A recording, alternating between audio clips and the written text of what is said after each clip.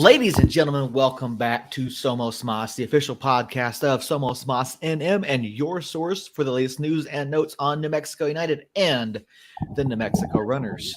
My name, of course, is Seth Bedoff. Joining me this evening, as of right now, the one and only Earl Neto. Earl, how you doing? How was your weekend? Hello there, indeed.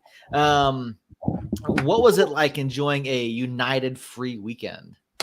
It was interesting.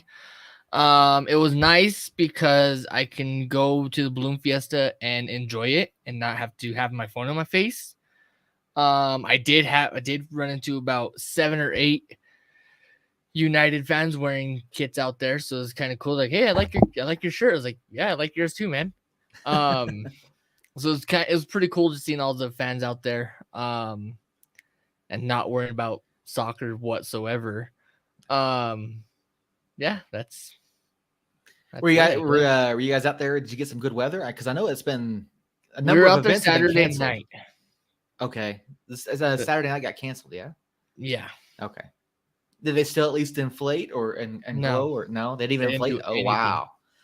Oh, that's insane. Okay. Yeah, so we have a rain check for whichever day we want to go back. I think we're gonna go back Friday night, just because that's a special shapes Glodio. So we'll see. Yeah, the special shapes is always fun. I know my boys enjoy that. The last like 3 times I've tried to go to Balloon Fiesta, the events have gotten canceled due to weather. Not necessarily rain, but like wind conditions or things like that. And for those of you that aren't in the New Mexico area that haven't been to Balloon Fiesta, Albuquerque basically sits in a big basin.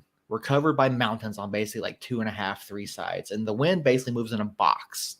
And when the wind speed gets too high at certain altitudes, the balloons can't fly, or if it's too rainy, they can't fly. And so I know the Ascension went up today.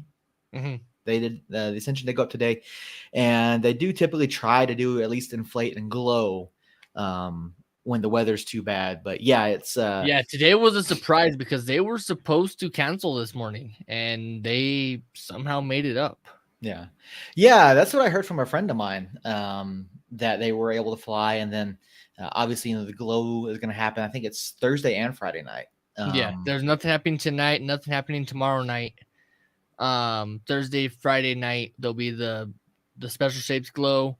Saturday night will be the all glow, and then Sunday morning's the farewell ascension. Yeah, the farewell ascension. Did you see the RC stuff? Like, I've heard did it actually go up? I don't know if they did. I assume they did today. I don't know for sure, but the RC ones. A friend of mine is a field judge for or the safety officer or something for the RCs. And apparently they're supposed to try to set some sort of record. Yeah, they're trying to go into the Guinness Book of World Records. Like most RCs up for 10 minutes or something. Yeah, something like that. So it'll be really interesting. I've heard they're really neat to watch. But I guess there was an issue that day where it's unusual for the balloons to go up and then come back and land back at Balloon Fiesta Park. Well, apparently some of them were coming in and landing while the RCs were in the air. Yeah. So if the RC hits the balloon, that's the problem. But I'm glad you guys are all together. If you've never been out here for Balloon Fiesta, get out and come out and see it. It's typically the first first 2 full weekends in October. I know people have been pushing for them to change dates because the Farmer's Almanac keeps saying we're going to have bad weather every year. So, see, I love it. Yeah. I love it. Regardless of the weather, I mean, it could freaking snow and I'm still going to show up. I've been telling everybody that October 1st through the end of the year is my favorite time of the year. Yeah. I get it. I completely get it. The weather's finally changing. Balloon Fiesta's up. You got all sorts of events in and around Albuquerque and New Mexico now through the end of the year. So Balloon Fiesta happens this week. November 12th and 13th, I believe it is. There's the balloon rally in Mountain Air. They have about 14 or 15 balloons that go up and just hover over Mountain Air. And if you've never been to Mountain Air, it's incredible without the balloons. And then if you're a fan of hot air balloons, it just makes it that much better. I am slightly biased because I am from Mountain Air, so it's kind of a secret spot in my heart. Yeah. And then obviously just the holidays. I mean, Thanksgiving and Christmas. I freaking love Christmas time. I've officially started playing Christmas music on my own. How dare you, sir? One thing I do know is that this will always be a Christmas song.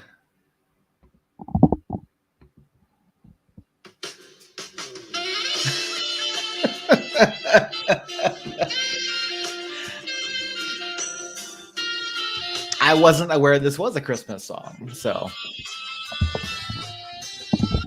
yeah. So that's officially a Christmas song this year. Yeah, I mean, you're gonna find me in a good mood every freaking week because of it. Now, are you saying you'll still be in a good mood if United does not make the playoffs? Yeah.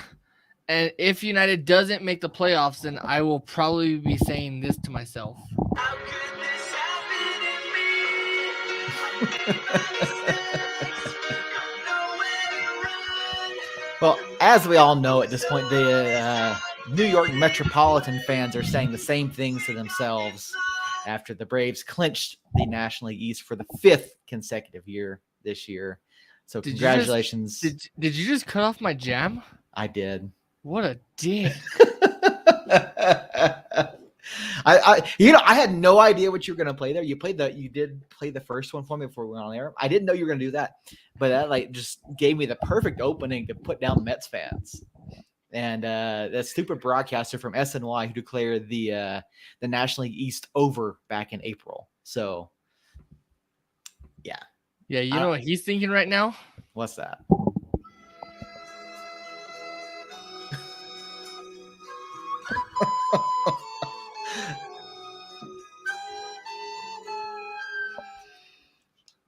Yeah, he's been getting blasted all over social media for that after the Braves erased a 10.5 game deficit and swept the Mets over the weekend, clinched the division tonight. So Braves and Mets obviously playoff bound. The MLB playoffs are essentially set. Playoffs kick off next week with the new format.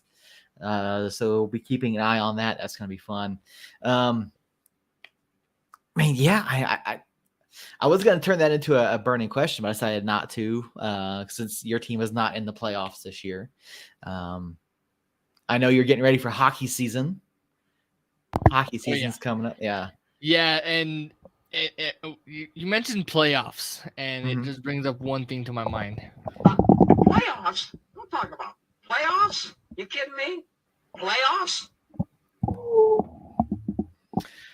Yeah, and that's gonna be the buzzword basically here for the next couple of weeks if it hasn't already been, and so I mean, we mentioned it earlier. United did not have a match over the weekend after playing in Las Vegas last week. We'll see more. Congratulations, we'll see more being named USL Championship Team of the Week. He was my man of the match last week. He was fantastic against Vegas. He really was. He absolutely dominated Danny Trejo. So glad to see that happen. And I mean, general thoughts on United last week against Vegas, because I know we've got just a little bit we've got 2 matches to get to this week. So it was exactly what I expected. I mean, we called it last week. Vegas is a weird place to go. Mm-hmm. A weird place to go. So for us to go in and then take 1 point, I'm okay with that. Harry, what's up, man? Yeah, you're okay to be late. Barry Bonds is, if you want. Harry, I am banning you from the show for that comment. Now that you kind of redeemed yourself there. And Harry, I did say to Seth and Jacob that I do have a special message for you. So, or I'm hoping Robert can hear this sometime later today.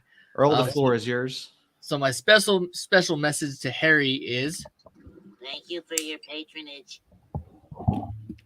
That's all I got for you. That's okay. Well, yes, Harry, we do appreciate you being here. Basically every week, hanging out with us, talking with us. Except last week. You weren't here last week. Earl was disappointed that you weren't here last week. I will say was. that. Earl was very upset. He cried after the show. Mhm. But yeah, we're glad you're here. Glad you guys. Hope everyone's doing well. I mean, yeah, we talked about Vegas being a weird place to play. We saw the mattresses, we saw the trucks, we saw people gaming beside the pitch. They had the cash grab at halftime. They yeah, it was just weird. And like United, I'm still 100% sure that confetti bullshit on the field is not safe to play on. oh, and I'm absolutely convinced it's not. Yeah, And like the confetti was still all over the pitch and throughout the second half. Like, yeah, it's ridiculous. I wish the league would look into that and actually do something about it because it's bullshit. I mean, you have fans sleeping on fucking mattresses on the side of the pitch. You have a truck flashing their horns and flashing their lights throughout the game. And then you have fucking confetti I mean, you have a confetti field with some grass. yeah. And then as a remote viewer, just like the broadcast quality itself was absolute dog shit. Yeah. I mean, I'm sorry. My son can take my phone and hold it up and be more and hold it steadier than that camera operator did. And then the audio issues, like So for those of you watching today, it is now official that Seth does not have an iPhone. oh yeah, no, I do not have an iPhone. I haven't had an iPhone, and I probably will never go back to an iPhone. But yeah, no, I mean, it's just the USL has to step up and do something about stuff like this. And we've talked about it off air. We've talked about it before. We've talked about it on air about how it's like Ted Turner-esque and what the Las Vegas ownership group is doing. But when it starts putting player safety when player safety becomes an issue, when broadcast quality is an absolute fucking shit show, like USL has to step in and say, look, guys, step it up or we're going to step in and do something. Now, what the league can do, I don't know. Something just came to my mind because I was watching on ESPN today. Las Vegas is officially the Savannah Bananas of the USL. But the Savannah Bananas do it well. And they're entertaining. Yes. Have you been watching the Banana Land documentary? I started watching it today. Is such a good docu-series over on ESPN Plus. Banana Land, all about Savannah Bananas. If you don't know who the Savannah Bananas are, they are a independent minor league baseball club who basically turned it into a game. A game, basically a stage performance is what they're doing. And you got dancing umpires, dancing players, people on stilts. You got all kinds of stuff going on, but it's fun. And I saw this video the other day to where they're making hundreds of thousands of dollars every game. Yeah. Ticket sales, merch, and like nothing is like outrageously priced. Yeah. So they went from $1.2 million in the hole to having over $7 million profit. Yeah. It's like, what the over a fucking shit show circus. Well, and it's so much fun to watch. Like I watch the games when I can, and I follow their players, I follow the team, and like the videos and the content they put out. Like the next time I'm in Georgia and they're playing, I'm gonna go see them, like without a doubt. Thank you for your patience. There you go, Robert. Special message just for you from Earl. USL step up will be the first time. Take Red Bull's abuse issue as a prime example. I'll be honest. I've been looking into this. I don't know too much about it. I know that there are issues out there, and that's something that I do want to dig into more here in the off season. That's something we can talk about. But the USL has to step up, because if they want to be a major competitor in the professional sports market in the US, if they want to continue that push for basically, tier one soccer. If they want to be tier one soccer, they've got to be able to put their foot down and stop this kind of nonsense from happening. Now, is MLS immune from this type of stuff? No, obviously not. We know the story in Atlanta. with water and training and all that kind of stuff, and how the club was being mishandled by Frank DeBoer. We know other clubs have had issues as well, but USL has an opportunity with the amount of growth that they've had, with the amount of exposure that they've had, to step up and really like say, hey, look, we want to be the tier 1 league. And one instance of the league stepping up, and not necessarily the league itself, but the quality of the league improving, Haji Berry just signing for a new USL Championship league record fee, going to the EPL, not the English Premier League, the Egyptian Premier League, for what appears to be a pretty good club over there. So, I mean, Earl, what steps can the USL take, do you think, to help kind of mitigate some of these issues? I mean, nip it in the butt right away. I mean, at no point is it okay to have a freaking mattress on the side of a pitch. At no point. I don't give a fuck who you are.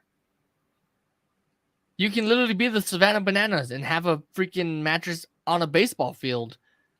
But that's not okay in soccer, because there's flying freaking soccer balls and flying players that can hurt someone, and then it's on the club or on the league to pay that insurance bill because they got hurt at a game.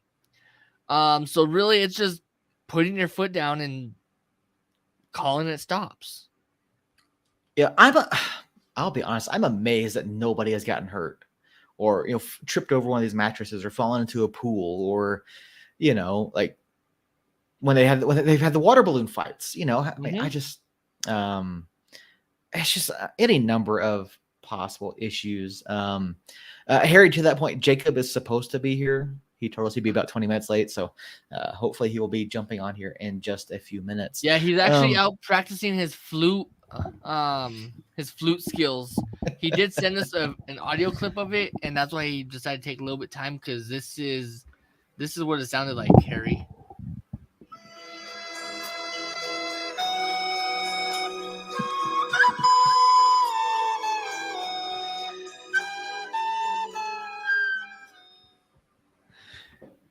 I mean, I'm fairly certain that's a recorder and not a flute, but either way, it sounds atrocious. He needs some work. I will agree to that. But I mean, back to against Vegas. I mean, United did what we said they needed to do. They held Danny Trejo and Cal Jennings in check. Will Seymour had Danny Trejo in his pocket all night, and so Will was fantastic. We didn't do enough. Again, we didn't do enough offensively. I felt defensive. I felt on the defensive end. I feel like on the defensive side, we did really well. We did everything we needed to do. Now there was one opportunity that Cal Jennings had, where he was basically just left alone, but he skied his shot. So a little bit fortunate there, but we did what we're supposed to do. We did what we needed to do. We just couldn't finish at the other end. And admittedly, there were some questionable calls. I mean, you can talk about the penalties that were or were not, that weren't given. I mean, and here's the thing, though. Yeah, there were some questionable calls, but it was on both sides. It wasn't towards just one club. It was on both sides. The ref was just off his game for sure. But really, exactly, you said it. We did what we had to, and I'm a video gamer, so that's, in my opinion, if you play Grand Theft Auto, that's mission passed. Which you would, if you were to pass, you'd get this sound.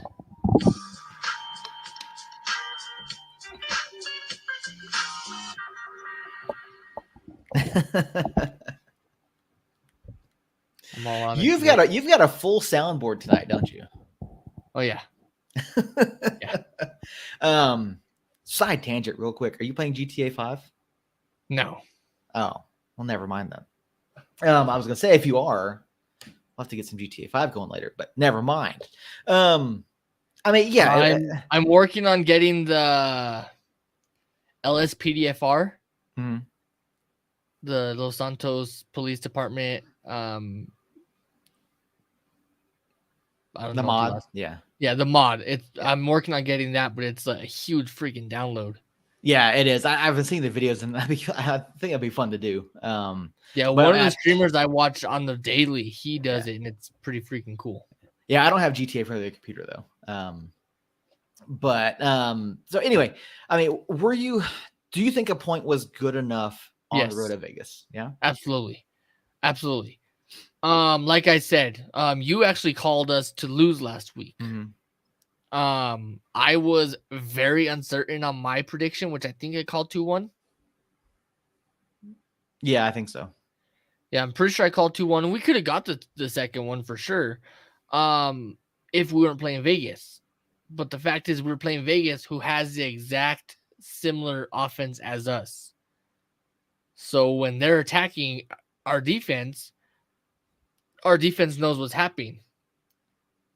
And when we're attacking their defense knows what we are doing. So yeah, so getting 1 point, I'll take it. Yes, Harry, we do need 3 points. Technically, we actually need 4 points.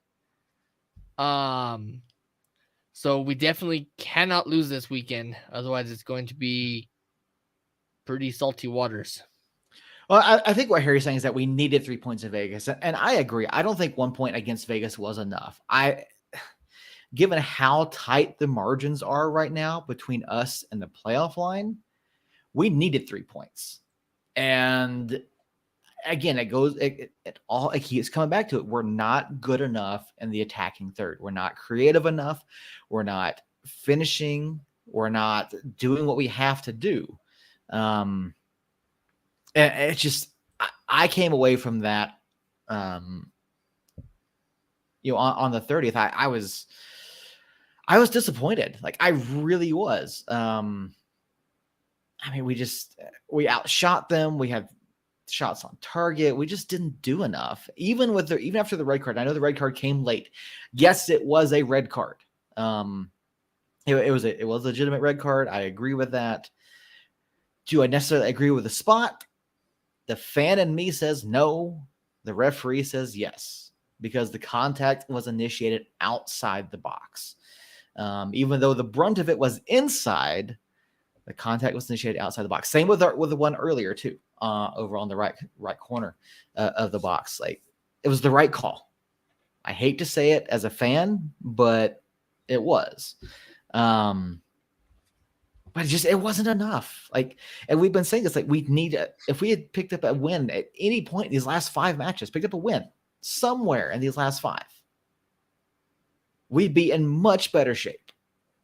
Like, we probably, and it's not even at the point where, like, we're necessarily outplaying people anymore like we were earlier in the season. Like, we haven't been good enough. And so that's why, and we'll go ahead and start looking ahead to the match tomorrow and the match on Sunday. We've got Los Dos at home tomorrow night at the Lab. LA still looking for a playoff spot. They're still clearly in the hunt. I mean, really, everybody below us still is. Yeah, we do have one fewer match play than a number of folks, but with our schedule, we've got LA, San Diego, and Colorado. And we were kind of chatting about it a little bit in our group text, and I know Jacob, and if Jacob hops on, we'll let him defend his position here. But I look at it, I think we need a minimum of 4 points from these next 3 games. Now, looking at the schedule, I honestly don't know where they come from. I think our best chance is to pick up a win tomorrow night and then maybe sneak a point against Colorado, because I don't see us doing that away to San Diego again. I think we need a minimum 4 points. And even then, I'm not convinced that 4 is going to be enough. I think 5 is a little bit safer just based on what everyone else has left. But I think 5 points were absolutely safe. 4, bare minimum. But, I mean, against Galaxy, we've talked about Galaxy in the past. Galaxy is one of those teams. Galaxy is going to Galaxy.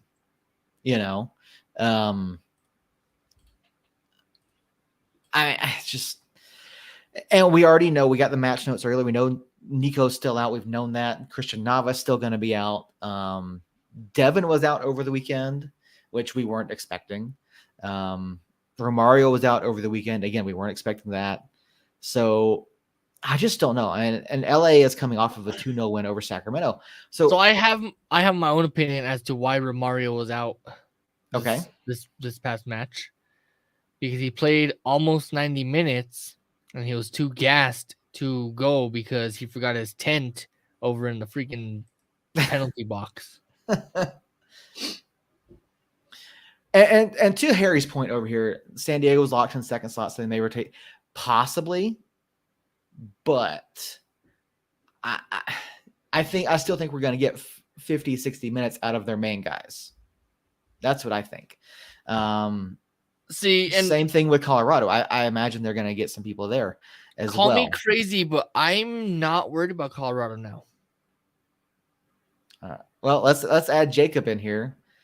Oh, Jacob, do me a favor. Call Earl crazy.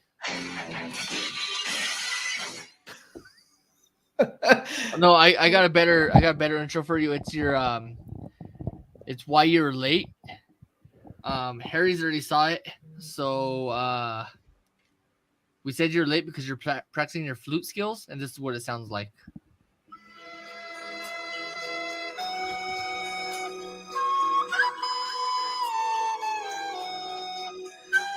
Yeah, pretty spot on.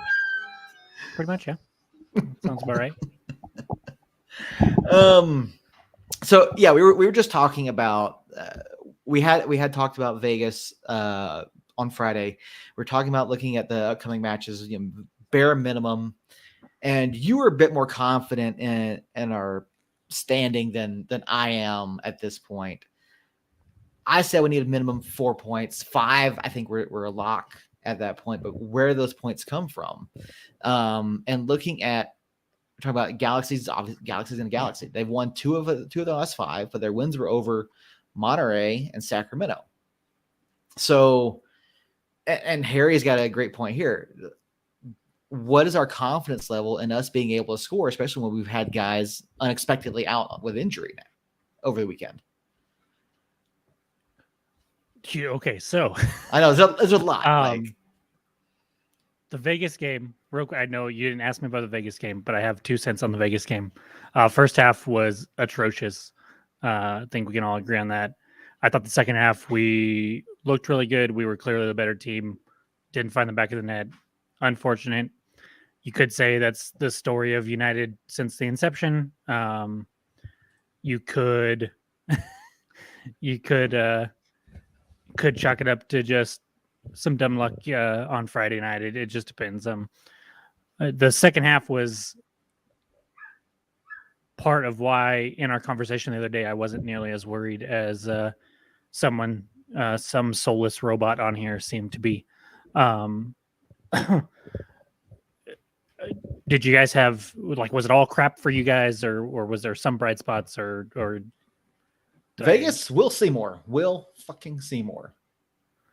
So I thought Seymour was good. I thought Seymour was great. He made team of the week. He did. Finally, we get somebody on team of the week. I Was he team of the week? Yeah, or was he on the bench? Team of the week. Team of the week. Okay, good. Yeah. He deserved it. Yeah, Trejo. I don't like. It was a disaster. Yeah. For him. So, as far as like a team concept, though, was it all shit for you guys, or were you at least somewhat happy with the second half? Because I thought the second half we played really well, but for me, I felt like we were defensively solid throughout. Okay. We gave, I mentioned it a few minutes ago, Cal Jennings had one opportunity that he skied into, Colorado. Offensively, we were terrible the entire night. I thought the second half had some bright spots. Well, we were better in the second half, but there's still a lack of creativity. There's a lack of finishing. There's a lack of aggressiveness that we need. Let me be clear. I'm not saying the second half we were like prime 2019 Phoenix offense. I'm just saying the second half. Spurs against, you mean Arsenal against Spurs over the weekend? I don't want to talk about that. Mainly because I didn't watch the game, so I don't have. It was 5:30. Why you're putting a North London derby on at 5:30 in America is beyond me. But I digress. It's all because of David Carl. For sure, he was over there. It's all his freaking fault. Exactly. So I'm not saying we're like the top offense. We weren't the top offense in the league in the second half. It was just better than we've seen the last couple matches, in my opinion, and probably should have had a goal in there somewhere, whether it's a penalty that I don't think was a penalty, or something should have happened in that second half with the way we controlled that match to get us on the board at some point. But years later. you asked me a shitload of questions, okay? And I know I'm not even to the first one yet, but just wanted to give 2 cents there because I had that loaded up, and I thought maybe some disagreements would happen there. But okay, so Vegas game done. Vegas game's done. As for looking forward, so I do think 4 points pretty much guarantees us a spot in the playoffs in some way.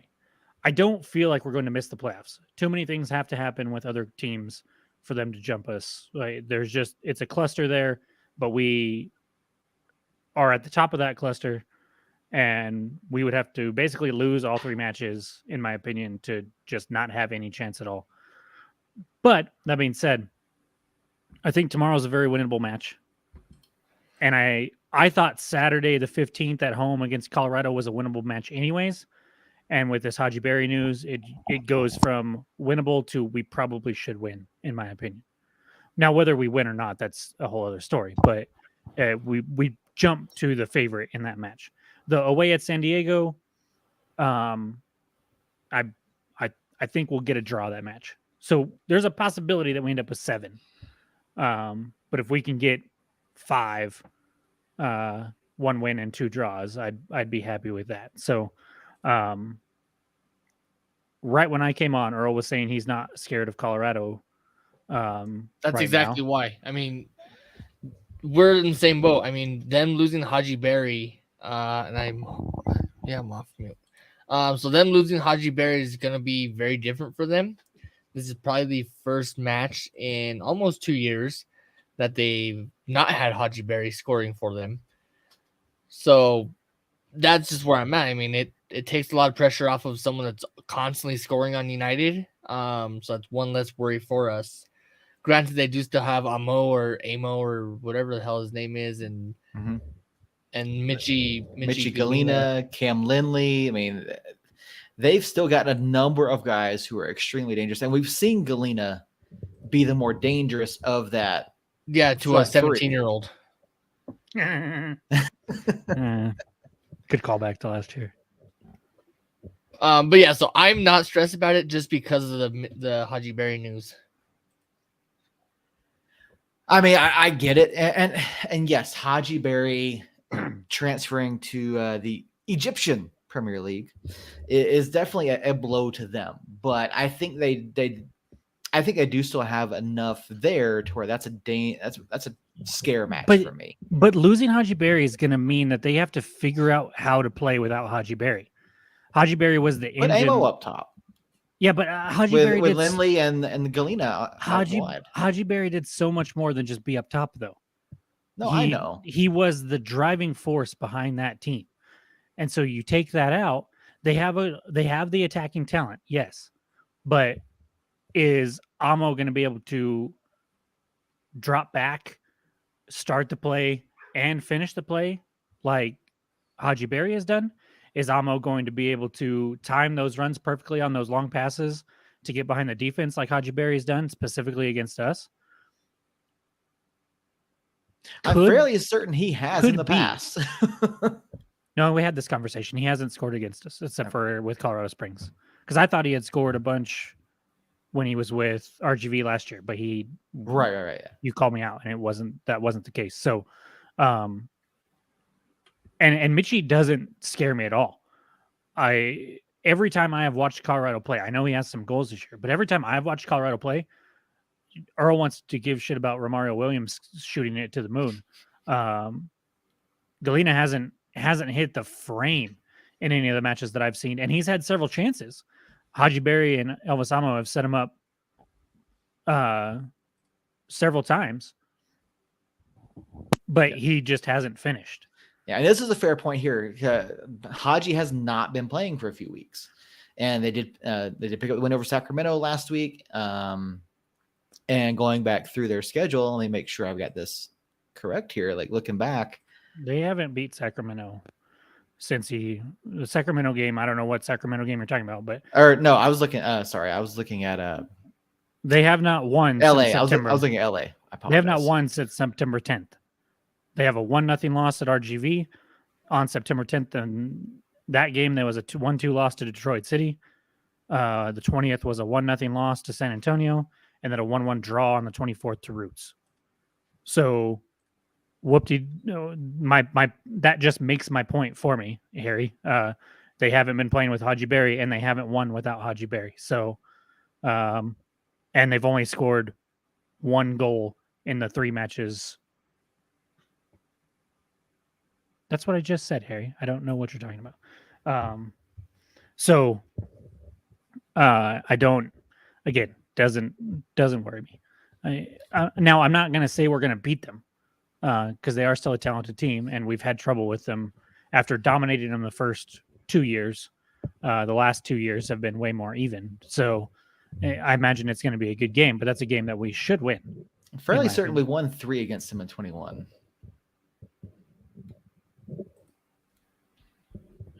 21 was Haji. That was last year, right? Yeah. No, I'm pretty sure we split. Gonna go maybe we did. Maybe we did because it was 3-1 them or 3-1 us, 3-1 them, 3-1 us, and then a draw maybe. 3-1, 3-1, 3-1, 3-2. So we beat them 3 times. They beat us. We did beat them once. 3 times. Okay. Yeah. They've put up goals against us at times, though. Yeah. So, but Haji Berry was behind a lot of that, and he's not there. So what I'm really interested about from what you just said, Jacob, is you're confident that we can go into San Diego and pick up a point there. I mean, Harry mentioned potentially they might be resting some people. I don't necessarily think we see like wholesale changes. I think maybe we still see guys playing for 50, 60 minutes. The last time we played them in San Diego, we picked up a last minute equalizer from Ilya Illich, the same match that Mondo Moreno went out with his ACL. Why are you confident in the ability for United to go on the road and pick up a point at San Diego, particularly with how well they've been playing? Well, Harry kind of touched on it.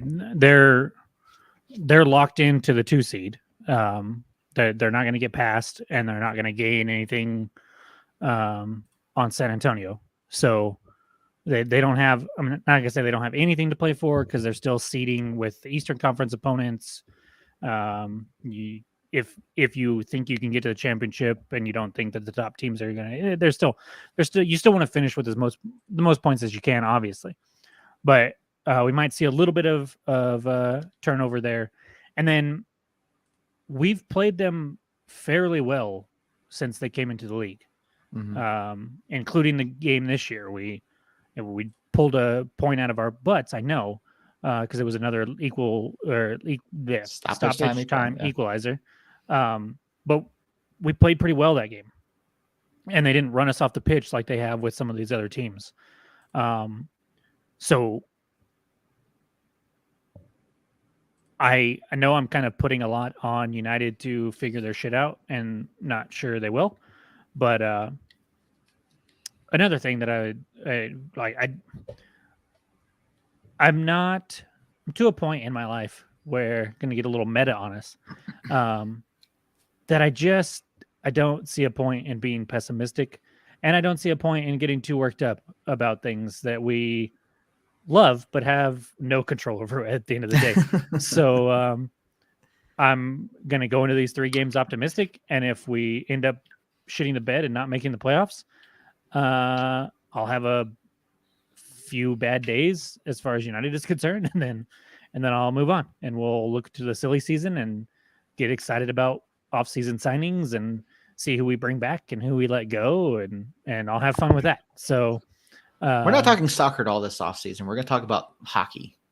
We're also going to talk about landing on the moon. I feel like I missed some things the last. Okay. We'll probably also talk about the fact that my fantasy football team is 4-0 currently. God, I fucking hope not. I swear. I hope we don't. Oh man, I will show you guys my scores. I had the San Francisco D. They put up like 30 some odd points. Earl, he's gone. He's gone, Earl. All right, good. He's gone. It's just us. All right. Welcome, guys. This Says Fantasy Team free podcast here. I get it enough in the chat. It doesn't help that I drafted Kyle Pitts, and he apparently died over the summer or over the offseason, and I didn't know. Are we still talking fantasy football? Yeah, we are. Okay. He didn't die. They're just better options, which I went and got and picked up.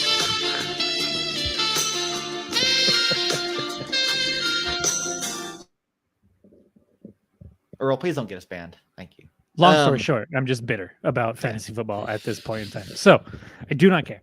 My point still stands. If we make the playoffs, we make the playoffs. If we don't, we don't. I still think we're a talented enough team that if we make the playoffs and we get hot, we can make a run. And until we have a little E by our name, or a little X by our name, I don't know what the fuck's going to happen, guys. This team's been ridiculous all season. And I look at Los Dos and think, yeah, we should have beat them handily in wherever the hell they play. So empty stadium. And now we're going to be playing at home in October. We've had good luck in October at home in our existence anyways. So hopefully we can pick up 2 wins at home and then it doesn't matter. I'm going to show our age here for a minute. Hey, Sombrero Man, I need your help. I need you to name this song.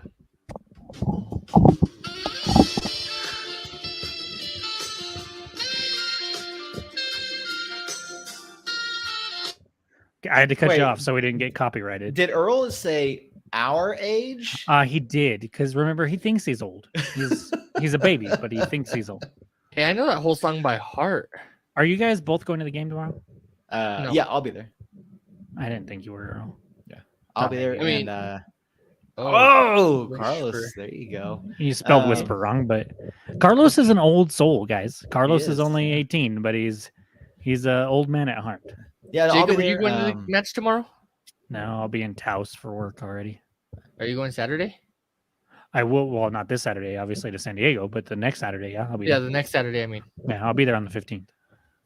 Yeah, I'll have Logan with me tomorrow night, so because it is fall break. Yeah. So yeah, I've got one kid out of school all week, another kid out of school Thursday, Friday, and Monday. So, but you said you are going, right? Yeah, I'll be there. Okay. Logan and I are going to go since it's the last opportunity we'll have. So we'll go to that. But I think Harry's right. I think a lot of the season is going to hinge on tomorrow night and LA Galaxy, because I mean, honestly, I'm not convinced that we will do anything against San Diego. I think there's a point to be had against Colorado, if not all three. But I think LA is the best option that we have as far as picking up points.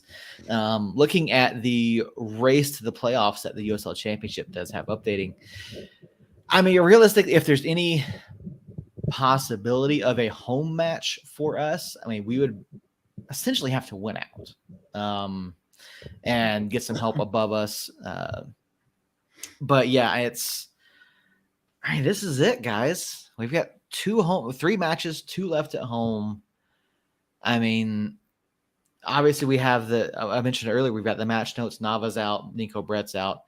Dev and Romario are out over in Vegas. Is there any chance we see somebody make a surprise return? Any chance at all? Or are we just like kind of going with what we have and throwing everything at the wall and seeing what sticks? I mean, I wouldn't count out Nava or Nico. Okay. No offense to Lucas Cash, but even David Carl was known to send us match notes that didn't have the injury report fully correct on it. So I wouldn't expect it, but I wouldn't be surprised if either of them are at least in the 18. But I don't. At this point, the injuries, I'm not using them as an excuse. We still have talent yeah, out no. there, and still should be able to put up a goal or two. No, injuries aren't an excuse. I mean, we've had plenty of opportunities with guys out all season long. We've had while Nico was healthy, while Christian was healthy, and we didn't do enough. I mean, Earl, looking for you, which of these next 3 matches is the most favorable for United, and what are they going to have to do in that match in order to pick up the safety that we need?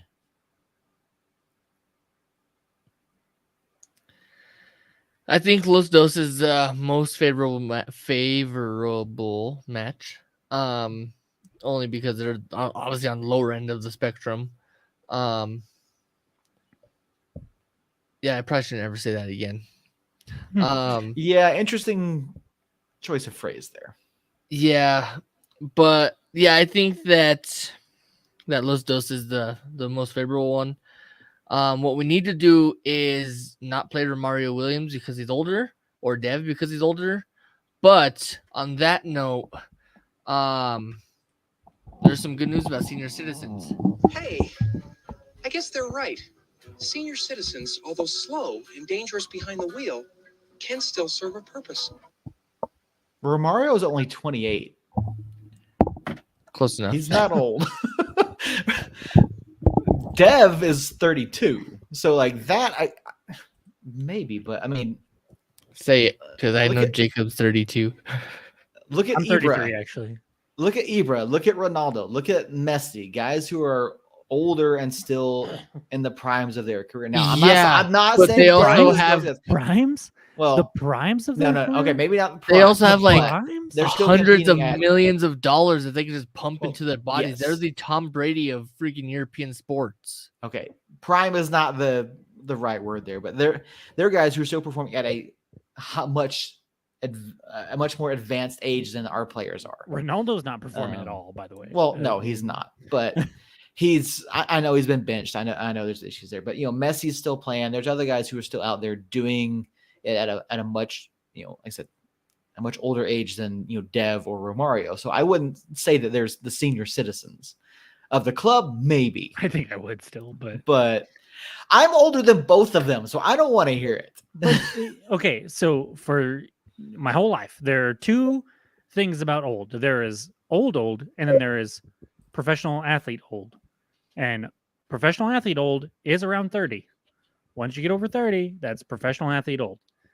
It's not old for us, but it is for professional athletes. I think your quarterback would beg to differ. Okay, I'm relatively. Have you seen my quarterback lately? Speaking of which, I'm 95% sure he's not human right now. Well, no, probably not. But speaking of Tom Brady, real quick, of the 3 of us, which would have the best shot at getting Giselle if they do divorce? There were so many ways that I could have gone with that. And, I got the answer for this, and it's gonna be me not answering and just.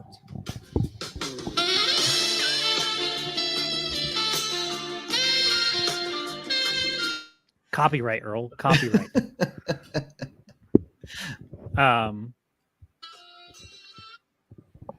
Yeah, I don't know. So no, we won't get hit with copyright because it's less than 7 seconds. No, you've been playing it for longer. I've been having to mute you at 7 seconds. Watch Harvey and Saldana dirty like Jacob's forehead. I didn't shower today yet, but I don't know why you're throwing me under the bus like that. It's just tan. It's just tanned. That's all it is. No.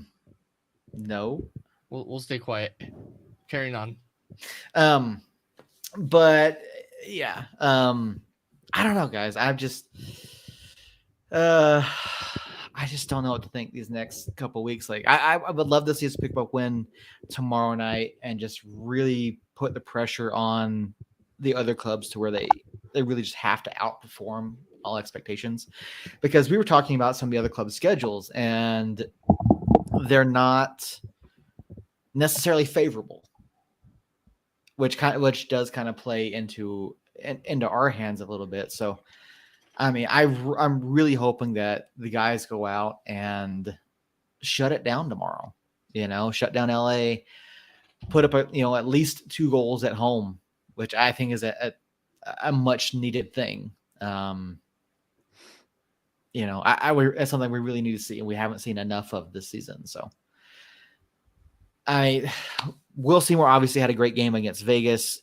Is he a guy that we think gets to start again tomorrow? Does he come in later? I mean, how much rotation do we see tomorrow? I think we'll see more starts. I mean, there's not a chance he doesn't start unless like the world ends or something, or Careless Whisper decides to just be playing in the background all night. Which I'd be okay with actually. Yeah. I like how you interrupted your own train of thought. That was the best. That was the best. Yeah, Seymour starts. Unless he's got a knock, Seymour starts. He's been one of the most consistent players we've had all season. I can't think of a game where I've been like, man, Seymour had a terrible game. And I can think of several where I'm like, damn, Seymour was really good. So I think that maybe we see like Mondo and Rivas switch, where Mondo starts and Rivas comes off the bench. Mm-hmm. I think Frater's probably the best bet to start up top again, and then Kiesewetter coming in the second half like he did. I thought Kiesewetter played fantastic, by the way. Once he came on the pitch, I thought he looked really good, and the offense really changed gears after that point.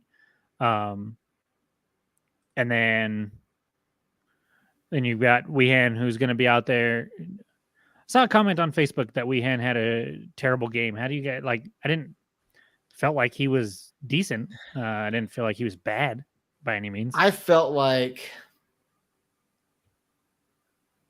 he was a non-factor. Not necessarily a bad game, but I felt like he was not a factor in the game. Well, nobody was a factor in the first half. Well, and I don't know how we can say he was a non-factor when he made yes, probably the run of the match that was penalty / not penalty. And yes, he did do that, but in terms of he had key passes before that in that second half. That second half, he was at least involved. He's not last year's Weehan. He hasn't been all season, and we should stop expecting that from him. It's different. I don't think any of us have. No, I'm not saying you two, but Yeah. I think that's where some of the complaints about Weehan coming from the rest of the fan base has been, what the hell's going on with Chris Weehan? He sucks right now. When in reality, he doesn't suck. He's performing. He's just not getting the goals and the assists like he did last year, because the whole team's not doing that. Right. We just aren't doing that last year like we were, or this year like we were last year. So his numbers, his actual counting numbers are going to be down because they're down team wide. But he's made a good run. He had a couple of good passes. He made a couple bad decisions like everybody else did last night or Friday night. But I don't quite understand the slander there. When it was a team effort there that just absolutely sucked. No, I get it. I absolutely get it. And you're right. Yes, the fan base as a whole has been overly critical of Bees. And Romario. And Romario, yes. Yes, it is a slightly different system. Particularly, it's more. The system has changed more through the midfield than anywhere else.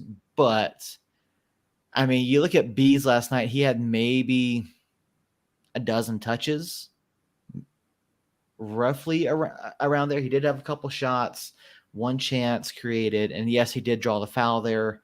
Again, I mentioned earlier, as a fan, I'm screaming for a penalty as a referee, not a penalty. And I feel like while he has done good things throughout the year, and there were some good things that he did on Friday, I just feel like he wasn't there enough. He didn't do enough, you know? And that's not to say that he didn't come out, that he wasn't there, that he, you know, that he's not a good player. It's just, I don't think he's had the impact that we need from him. Whether, and I'm not even necessarily saying, you know, he needs more goals and assists. It's just he hasn't had the impact that we need.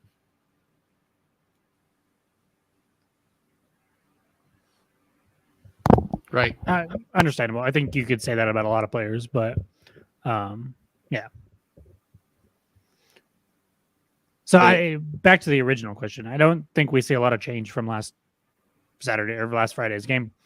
I think if we see change, it'll be against a opponent like San Diego on the road, where it's probably not a game. Even if we play our A1 team, we're favored. I think this game has to be we're going to do everything we can to get 3 points out of this game. Mm-hmm. And if we don't, then we'll figure out what the hell to do Sunday against San Diego. But as far as tomorrow night, it's all hands on deck. It's throwing the best possible 11 out there that we can, and trying to get 3 points there and figuring out the next two games later. I mean, we just had, what did we have, 10 days? Mm-hmm. 10 days off before Las Vegas. Las Vegas, it helped us out because Las Vegas was Friday instead of Saturday or Sunday. So we have that extra day to get back here, get settled in, and get healthy again. So I think we're not going to see hardly any turnover. I shouldn't say that. We're not going to see secondary players come in. He's gonna put out the best 11 he thinks we can put out there. And in my opinion, that's probably a very similar lineup to what we saw Friday night against against Vegas. Yeah, we did just have 10 days off, but now we've got 3 games, 3 games in 11 days. You know, yeah, that's par for the course, though. I mean, how many times does that happen a year? 3, 4, 5? I know. Yeah. It with 10 days off, coming into those 3, and then they're not. Most of the time when we have a Wednesday match, it's Saturday, Wednesday, Saturday, and we have an extra day on each side of that because San Diego's not till Sunday. So we have a little bit of a cushion there. It's like Harry said, we are 2 points ahead in the playoff picture. I mean, we don't have any kind of time to be like, oh, it's a Wednesday. Let's take our best lineup off the field and try to save some legs. No, you got to go for it tomorrow night and hope that you get the 3 points. And if you get 3 points, then we're coming back no matter what happens in San Diego. I think if we get 3 points tomorrow, I think we're coming back on here next Tuesday going, okay, well, now it's just a matter of where we're going to finish. And we know we're going to make the playoffs if we get 3 points. My guess with what happens around the league elsewhere, plus if we can get 3 points tomorrow, we'll be pretty happy come next Tuesday. And that's going to be the important thing. Yeah, I'm going back through the schedules of those still in the playoff hunt for us, or with us, I should say. And yeah, some of these schedules are obviously favorable, some are not. I mean, Oakland has Hartford and Pittsburgh. Locomotive has both on the East Coast, though. Yes, both are on the East Coast. Yes, and Pittsburgh's going to be playing for something guaranteed that last week with the way that 4-5, 3-4-5, 6 is set up in the East. Yeah. They're gonna want that home playoff match, so they will be fighting for that. So, you know what? When I think, even though they're both on the East Coast, like I don't think they're going to travel back and forth in that 1 week. Like I guarantee you they do. You think so? Yeah, because traveling back to Oakland and giving them at least 3 or 4 nights in their own bed is better than staying on the East Coast in a hotel room on a bed that you're not sure of, blah blah blah blah blah, Well, yeah, and but eating junk food because you're on the road, eating out at restaurants, whatever the case may be. I can almost guarantee you they come back. it'd be interesting to see. I would love to know if they did that or not. El Paso, Colorado, Orange County, Tampa. I see one win in there for El Paso. Maybe. Maybe you think Orange County's gonna be El Paso? That's the thing, though. Like you can't look at the schedule for the bottom of the West because the bottom of the West is fucking chaos through and through. So you Right. can't look at El Paso and go, "Oh, Orange County, that's an easy win." Because Orange County, if I'm not mistaken, I'm not saying it's an easy win. I'm just saying I feel like that's a win for El Paso. well, so Orange County just drew San Diego, drew Pittsburgh. Their last two matches. Yeah. Now before that was a drubbing to Orange County, and then they beat Los Dos before that. And they drew against Memphis back in the beginning of September. There's no easy wins or easy losses in the Western Conference. Oh no, I'm not saying there is. I'm just trying to look at this and try to project what's going to happen. I mean, I don't think El Paso wins again this year. Okay, interesting. We'll mark that one down here. Jacob says El Paso goes winless the rest of the year. It wouldn't surprise me if they did. I don't see it happening, but RGV has Memphis, Phoenix, and Monterey. Vegas has the Miami FC and Los Dos. Monterey has FC Tulsa and RGV. Like, yeah, it's going to be interesting. These last few matches, I feel like I think maybe LA might have the easiest schedule going out, but they have Atlanta and Vegas. Rising has Atlanta and RGV. So again, the very soft end of the back of their schedule as well. So yeah, I don't know. I don't know what's going to happen. Like, I sincerely hope that we go in tomorrow night, we pick up 3 points, and we next week, and we get a couple of results to go our way, and next week we're in a much better position. So score predictions for tomorrow night. Earl, let's start with you. Uh, 3-1. LA, right? No. Nope. All right, Earl's going 3-1. Jacob? Nah, go ahead, Seth.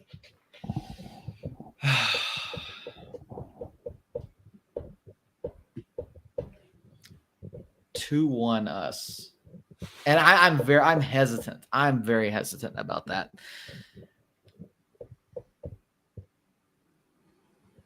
Go on. I've tried to be positive about this club all year. I've tried to be objective about it. We're not doing enough in the attacking half of the field. We're just not. We never have. And so I feel pretty secure defensively that we're not going to give up more than one. I think one is a stretch, but it's a matter of putting it together at the other end. And LA, while they're not necessarily the best team in the league, I mean, they've put up some pretty decent score lines. So I don't know. That's why I'm hesitant. Counter. We've been this way all year, right? Yes. We're still sitting fifth in the West, in a West that we admitted is crazy, and then there's no easy outs, no matter who you're playing, from Orange County up to San Antonio.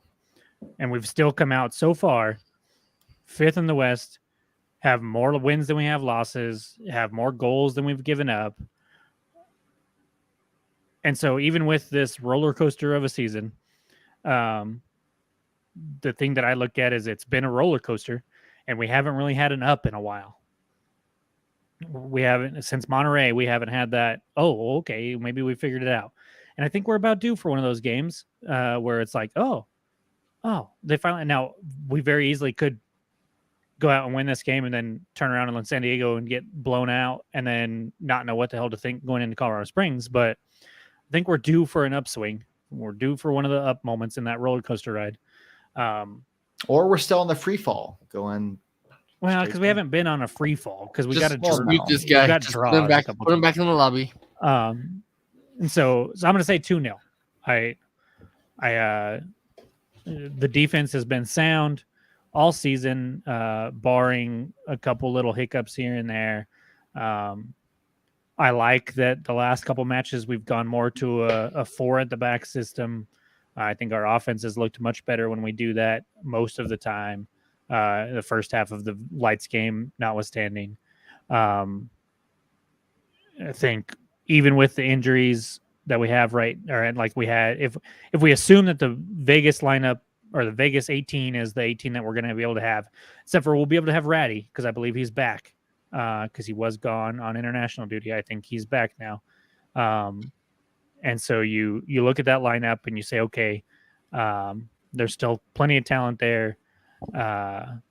We'll be playing at home after a long break, coming off a win at home against Monterey Bay. I think things are just kind of lining up to me that we're going to get a high point in the roller coaster. And then after that, I don't know, maybe we can continue to be on a high point. We'll have to see. But I just think tomorrow night's game is one that even the up and down season that we've had and the issues that we've had tomorrow, for whatever reason, in my gut and looking at how we match up with them as far as how we've played them in the past and the fact that we're at home and they're kind of all over the place just like we are, because that's the West. The West is, unless you're San Diego or San Antonio, you're kind of all over the place. You have great runs and then you have bad runs and then you have a good match and then you have a terrible match and then you have a great match and then you have a good match and then you have a terrible match. It's just everybody's just all over the place. And so I think the stars are just kind of aligning where we get a good quality win tomorrow night and then see what happens after that. All right, looking ahead to Sunday, San Diego. Jacob, you've already said we pick up a point out there. I say it's 1-1. You say it's 1-1? I think that is the score line for San Diego versus United. Will always be. All right. Earl, your thoughts about San Diego?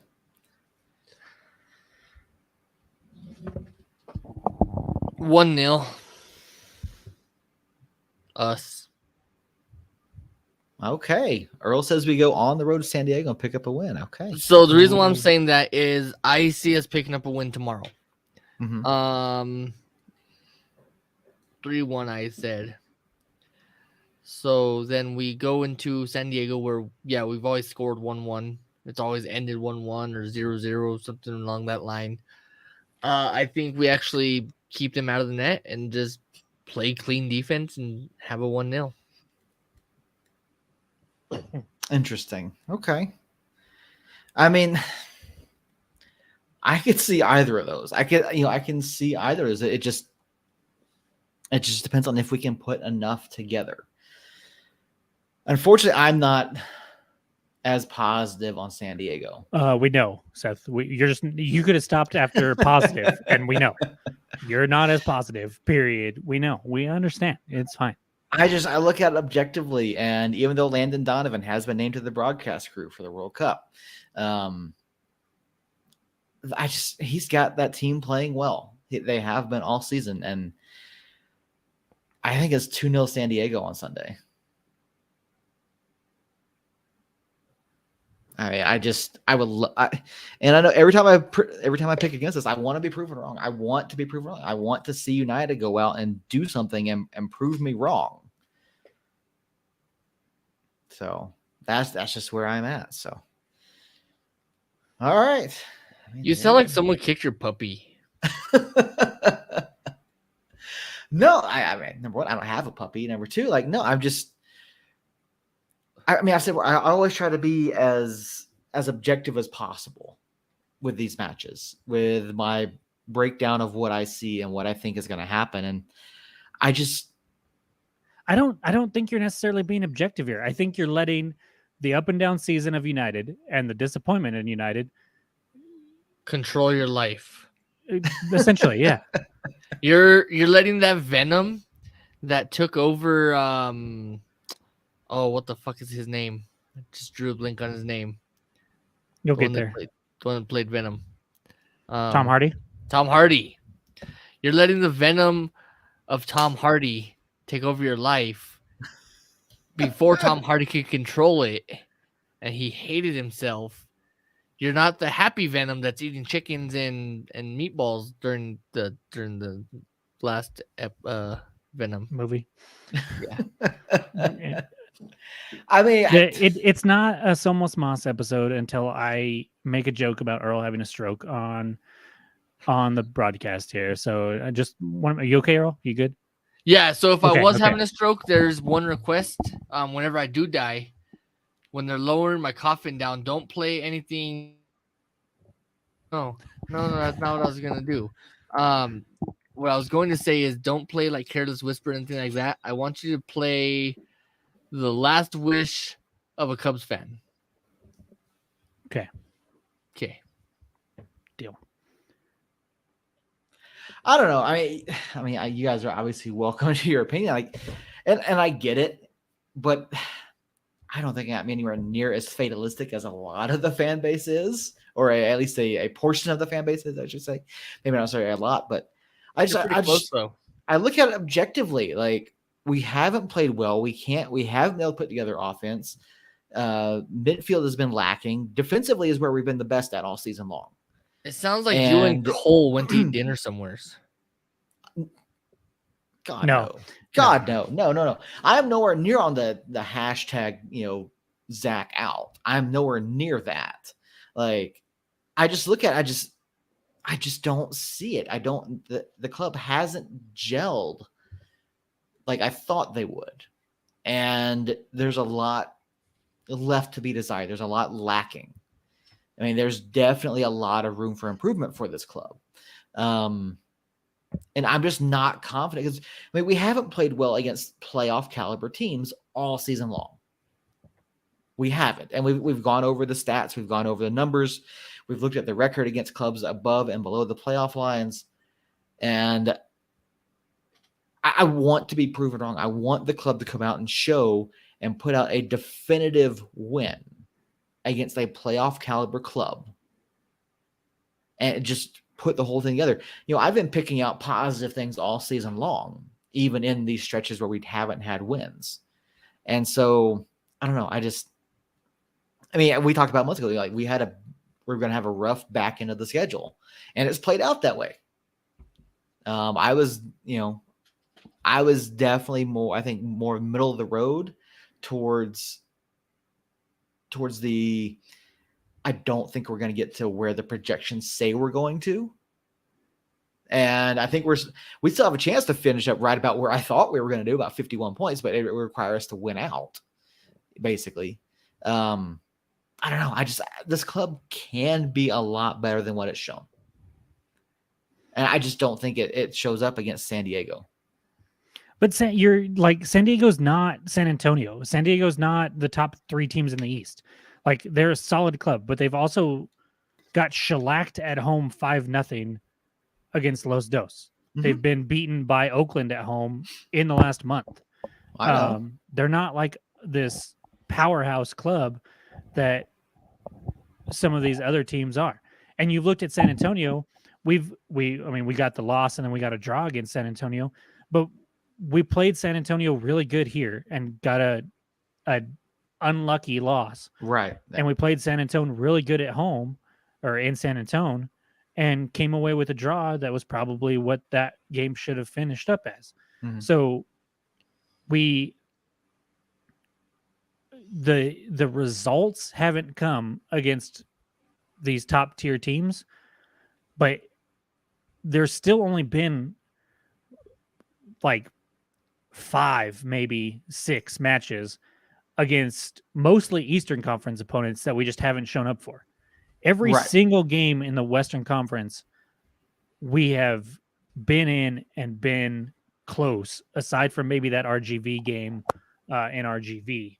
And so we haven't been outclassed by any of the teams in the West. Have we gotten results? No. I get that getting results and you are who your record says you are is true, especially this late in the season.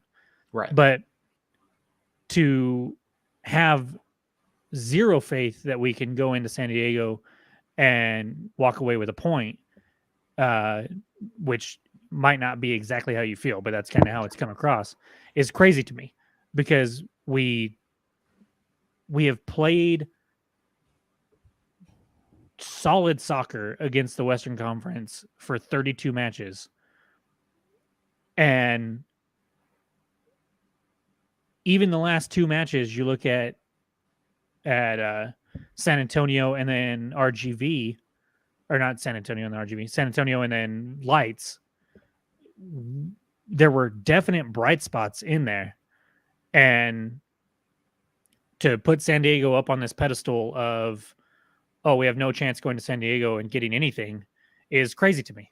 It's part of the roller coaster season that we've had, is that we've had ups and downs, and to think that we're just going to be on a down because we drew against Lights in Las Vegas, which, as we know, is a clown place to play, and should have probably got 3 points, and we're clearly the better team in the second half. I don't see that. I'm not saying we're going to go in and dominate them. I'm not saying we're going to go in and get a point. And we might go in and get shellacked.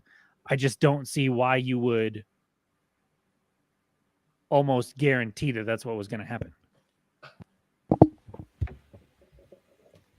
Go ahead, Earl. Do you have something? No? Okay. Earl's scared.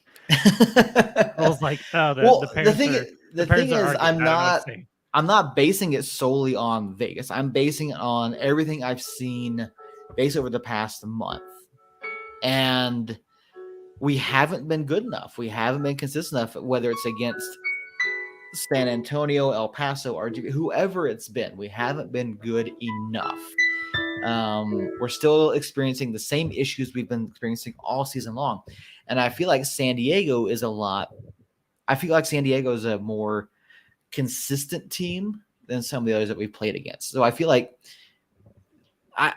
going in there, while we have picked up a point there in the past, I feel like it's less likely that we'll pick up a point than a loss. I think a loss is the more likely scenario. And it's not that I don't think we can't. It's not that I think we don't have the talent. Like, I absolutely think we do. But like I said, I want to be wrong. I want this club to show me that they can go out and put together a complete 90 minutes against a playoff caliber club. And so do you feel like we haven't done that all season? I feel like the San Antonio matches have been the best ones of that, have been the closest to that. There have been a couple others that I felt have been really good and have been close to a great showing, but it's not something that we've seen enough of. Like, we keep seeing, like, oh, it's a great second half, or it's a great first half, and then we came out flat for 15 minutes, or we shut off, or whatever the case may be. That's been the most common discussion that we've had all season, rather than saying, hey, that was a good 90 minutes. We put in shots. We just, they were a little bit better than us, or they were a little bit luckier than us. And there have been other matches where we have looked the better side for 75 minutes, but we're not finding those finishes. And so it's not that we haven't looked good at times. It's not that we don't have the ability. It's a lot of it comes down to the creativity, the lack of finishing, the lack of that final touch. And that's something we went through a lot of at the end of last season.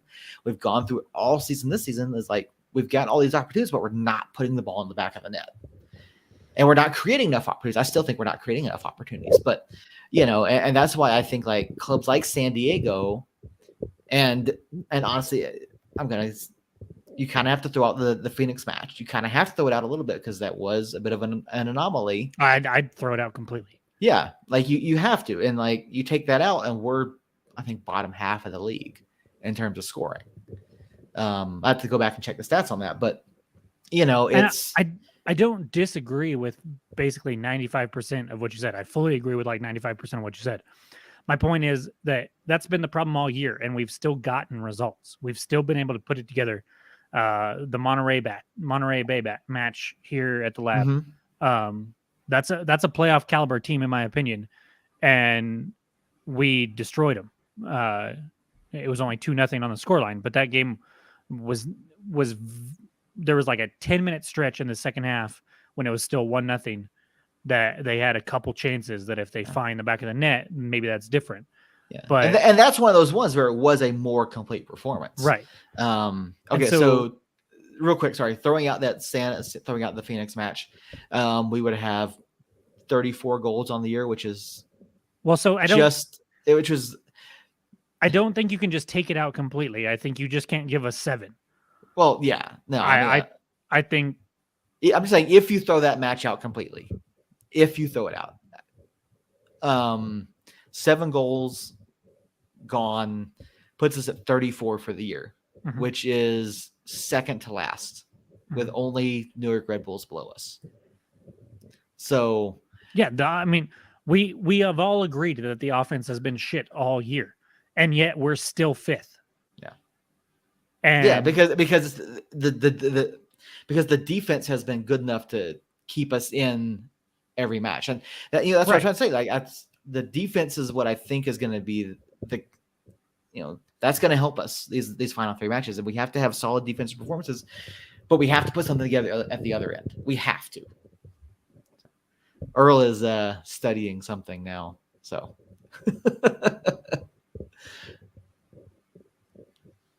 Any thoughts, Earl? No, I'm just wondering some things. Okay. Like, how does the T-Rex play volleyball? Damn it, Earl.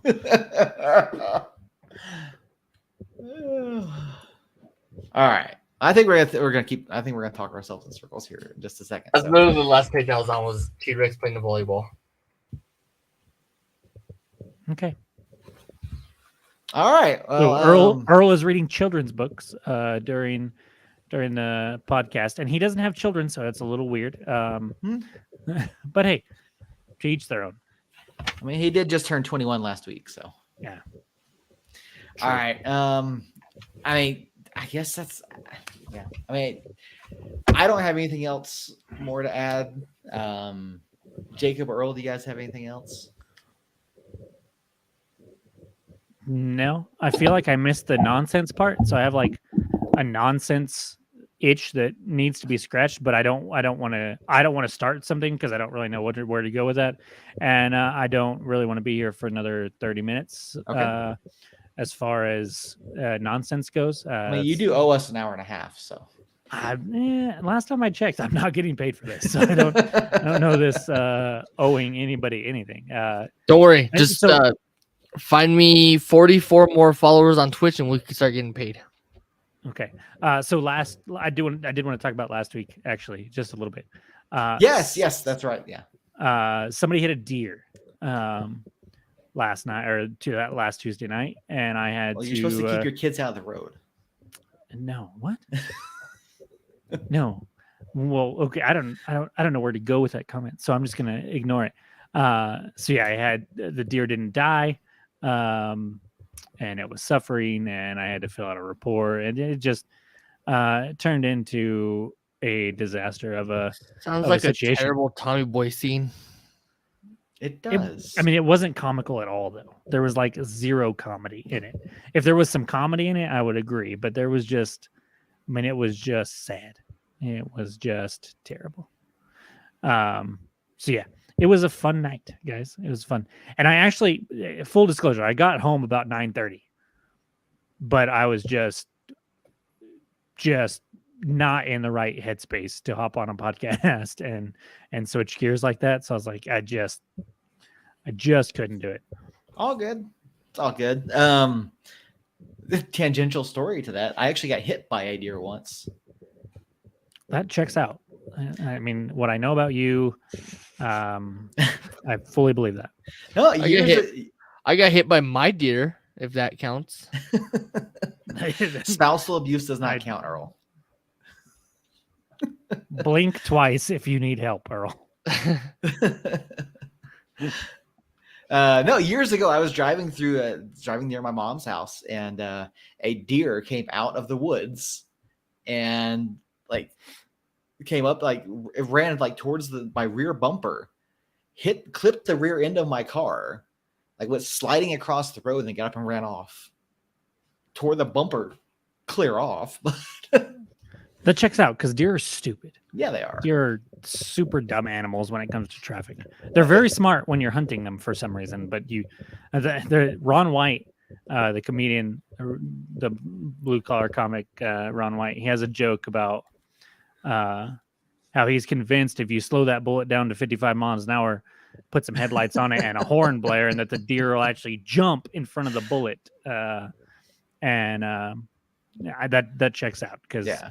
they're not the brightest. Oh yeah. sometimes. No, people, and for the longest time people didn't believe me. I was like, no, a deer came out and hit my car. Like You're not the only person who has told me that the deer has hit them. Yeah. And so I fully believe it. Yeah, it's just been do you want to share the other thing, or is that not being talked about? Oh yet? no, yeah, we're having a baby. There you go. The Harry podcast, I kind of let it slip. And you made a comment, but then it was like gone in the wind for some reason. So we knew back then, but we hadn't announced it officially yet. So yeah, we're having another baby due sometime probably May-ish, end of April, beginning of May-ish, sometime in there. Yeah, we're just excited about it. That'll make 4 all of a sudden, and hopefully it's just one that we're gonna have. We'll know next month or That at should the end be of this month. 3. God, don't put that juju out here. I hope Well, it's 8.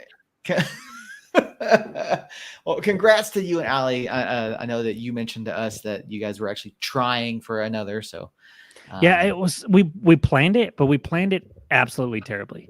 Hmm. So we've usually been able to get pregnant pretty quick when we're trying. And so Allie took the birth control out August 10th. And by August 26th, we had the positive pregnancy test, which we thought might happen. But we were like, yeah, okay, this is when we should do it, blah, blah, blah. Well, not thinking that when I got the superintendent job, I'm going to have to go to the police academy. Mhm. And so that's going to happen sometime in the next year. It's got to happen either January or July. Those are the 2 start dates for both of the academies. So I'm either going to be gone for the last 4.5, 5 months of the pregnancy and possibly the baby's birth, or I'm going to be gone and leaving Allie with a 6, 4, 4, and 3-month-old. You're a terrible husband. Well, she planned it too. It was her idea too. And she knew that I'd have to go to the academy too. We just didn't think about it. We just weren't thinking that far ahead as far as like, oh, well, if we get pregnant now, the baby's going to be here in 9 months. We didn't plan that out necessarily the best, because the whole planning of the baby has been based on the kids' ages, not necessarily anything else. So we're like, okay, well, when Xander turns 4 or when Xander turns 3, shortly after that is when we will start trying. And so Xander turned 3 in April. We actually waited longer than we planned on waiting, because I had the new job coming and stuff like that. We just didn't feel like it was the right time. And then once we got out here and got settled and figured I was going to get the superintendent job and stuff, it was like, okay, well, now's the right time as far as the kids' ages, and we're in a good spot right now. Not thinking, well, we're in a good spot right now because I'm here, but in 9 months, I might not be here for at least another month or so. So it could have been a little bit better planned, but we'll make the best of it. We'll figure it out. Allie will take care of what she has to take care of when I'm gone. She's already assured me of that, and she's a tough woman, and that's why part of the reason why I married her. So I think we'll be fine, but it's going to make the police academy that much harder. I mean, it's already not easy, and it's going to make it a little more difficult for me, but we'll get through it. Well, again, congratulations to you guys. I know that you guys are excited for that, and so I'd like to think that Earl and I had a little helping hand in this. I don't Not know. at I'm just no. not at all. I never used the phrase "helping hand" again. Okay. It was very awkward. No. I mean, you guys are obviously a large part of my life, and so the support that I get from you guys is obviously awesome, and I'm grateful for. But yeah, that's basically it. Oh, that's all. Have you told the kids yet? Oh yeah, the kids knew like right away. They're excited Mm-hmm. for the most part. We'll be interested to see. I think all of them. No, I think all of them want a boy, but I'm not. I can't. They change every once in a while, but the two boys definitely want a boy. I don't know what Lily wants. I think she wants a girl, but I can't remember for sure. So when we announce the sex of the baby to them, that's going to be when there's tears and cheers, I think. So Please tell me you're not going to go die a waterfall. no, my last two have been golf related. Mhm. I haven't played near as much golf since moving to Fort Sumner, so I don't know if they'll be golf related again. But You see, we'll figure Earl, what something out. people do when they find out the sex of the baby, they do these things called gender reveals. Yeah, I know. So Okay. funny stories. I almost killed my entire family on a gender reveal. Dare I ask how? I'm having a very internal fight with myself on if I should ask for details or Fireworks. not. Okay, that checks out. Yeah. That checks Yeah, out. so we had gender reveal colored fireworks, and when we lit them, for whatever fucking reason, the box tipped over and started firing these fireworks at my family. For whatever reason, Earl kicked it. That's the reason. He just doesn't want to admit it to his family. No, I lit the first box, He didn't secure it properly. and then when I got to the second box, the spark had already lit the fuse, and then it tipped over and started firing at my family. It was, You keep just say you knocked it over. You panicked. You didn't know what to do, and I then you didn't hit know it, what to do. I and ran it fell. away like a little bitch. You didn't even try to save him. Didn't even try to turn the box the other way or not. Just Well, what am I ooh, and supposed to do? run. Hug the box? Just turn it the other way. That's taking a whole. I'll take a grenade for you. Seriously. No, you don't have to get in front of it. You literally just have to go. or just reach out with your foot and tip it back up. Like Well, they all went inside after the first 6 shot that way.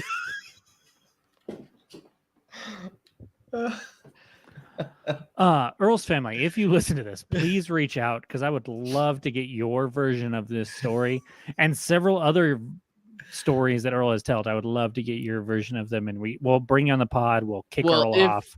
If you go to And, Mountain Air in November, there's that balloon rally. There's a too. rally up. Mhm. You could ask Peter then, because he was the one lighting the fireworks with me that night. Okay, I will put that in my notes, and I plan on making it because I was supposed to go to invite the Peter on the pod. Yeah. I was supposed to go to the balloon fiesta, and I'm not going to end up making it. So I need some hot air balloon in my life. I haven't had it for the last few years, and it's like an itch that I can't scratch. So I gotta get out there and help my cousin and his wife balloon some and crew for him. And so I'm hoping to get out there in November. All right, sounds good. Great show, guys. Appreciate you both taking the time to be here this evening. Jacob, why don't you go ahead and get us out of here? Yeah. Thank you guys for holding it down the last week and partial for this week. While I had some shit going on, and oh my gosh, you have one? I do. Oh my gosh. What the Edgewood fuck is- McDonald's. What the fuck is McDonald's doing? God bless. Anyways, I can't thank you guys for holding it down now because that just ruined everything. So, Robert, Harry, Sombrero Man. I don't know if anybody else was in the chat earlier. Doesn't look like it. Thank you guys, of course, for getting on and talking with us in the chat. Those of you that weren't in the chat, get in the chat, man. It's fun. You almost always get your comment shown on the screen here. We love having you, and Earl is dying. And so I hope that you guys tune in next week. 9 o'clock Tuesday night.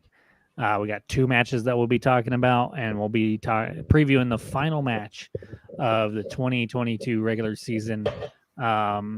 It's been a wild, crazy ride, and we're hoping that you're with us next week as we put a little bow on it for at least a little bit. We'll be back after the Colorado Springs match, obviously, hopefully talking about a playoff preview, and then going from there. So Tuesday, 9 o'clock. And until then, somos unidos.